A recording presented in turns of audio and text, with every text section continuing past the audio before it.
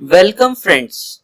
In this session, we are going to discuss pulse code modulation or PCM. PCM is the most fundamental form of digital pulse modulation. In this, sampling and quantization process are the basic steps to generate sequence of coded pulses. Initially, modulating signal MT is sampled at t equals to NTS with Nyquist rate Fs is greater or equals to twice of Fm.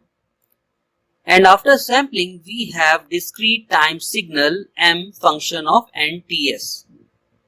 In the quantization process, the continuous amplitude range of discrete time signal get converted into finite discrete amplitude levels. And we get quantized signal, that is V function of NTS. This quantized signal is discrete in both time and amplitude, and each discrete quantized amplitude level is represented by a unique code according to the formula L equals to 2 to the power n, where L is called quantization level and n is the number of bits per word. So in PCM, the sequence of coded pulse is generated at the transmitter side. The block diagram of PCM transmitter is shown in figure. In order to avoid aliasing effect, modulating signal is first passed through a pre-aliased filter before sampling. In PCM, non-uniform quantization is performed because of the availability of different voltage levels in case of telephone communication, speech signal or music signals. Non-uniform quantizer perform compression of different amplitude levels and make them uniform. Compression laws, that is A law or mu law, can be used for this purpose. After quantization, each quantum or step size is encoded into a unique code of 0 and 1 by using L equals to 2 to the power n. And at the output of encoder, we get a sequence of PCM data. This sequence of PCM data is transmitted via a channel using transmission line. But along the transmission path, there is a probability of distortion and noise. And in order to control this effect, regenerative repeaters are connected regularly within a short of distance along the transmission line. Regenerative repeater consists of equalizer, timing circuit and the decision making device.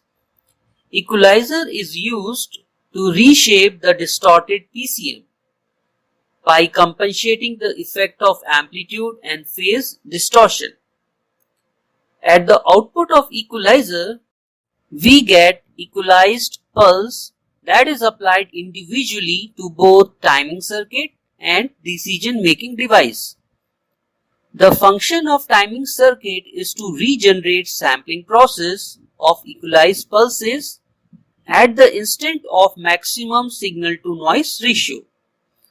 This timing circuit produces a periodic sampled equalized pulse correspond to the input PCM signal. In the decision-making device, comparison is performed with respect to the predefined threshold value lambda. If threshold lambda is greater than equalized pulse P, symbol 1 is the output. Also, if lambda is less than equalized pulse, symbol 0 is the output. And after taking correct decision, the coded pulse is transmitted to another repeater and again perform the same operation, that is equalization and decision. So, using regenerative repeater, noise and distortion are removed. But sometimes repeater makes a wrong decision, and in this situation there is an introduction of bit error.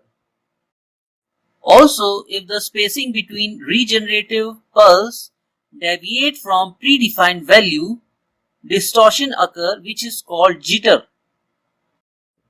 Now, at the PCM receiver, the received pulse is reshaped or clean up for the last time using regenerative circuit. After this, decoder regrouped the regenerative pulse into the coded word using the expansion process. That is called decoding process. Decoder generates a quantized pulse. The amplitude of this quantized pulse is the linear sum of all the pulses in the coded word. Since each pulse have its own fixed position that convey information, and this is called place value. In PCM, place value is defined as 2 to power 0, 2 to power 1, 2 to power 2 up to 2 to power r minus 1, where r is the number of bits per sample. Now, this quantized pulse is passed through the reconstruction filter. That is a type of low pass filter having cutoff frequency equal to the message bandwidth. After filtering, we get the original form of message signal, that is in the continuous form. Now, let us understand pulse code modulation graphically. For this, we consider any arbitrary continuous time modulating signal empty and a periodic pulse of train having constant amplitude and width. After flat top sampling process, we get pulse amplitude modulated signal. So after sampling, we perform non-uniform quantization. In this, compression is performed at the transmitter side and we get equal step size. After compression, we can perform uniform quantization. In this, infinite amplitude levels get converted into finite levels, that is discrete levels. And here, for example, we consider 2 bits per word. So we have 4 amplitude levels 0, 0, 0, 1, 1, 0 and 1, 1. And these 4 amplitude levels corresponds to the pulse amplitude modulated signal. And accordingly, we get a coded pulse output that is called PCM output.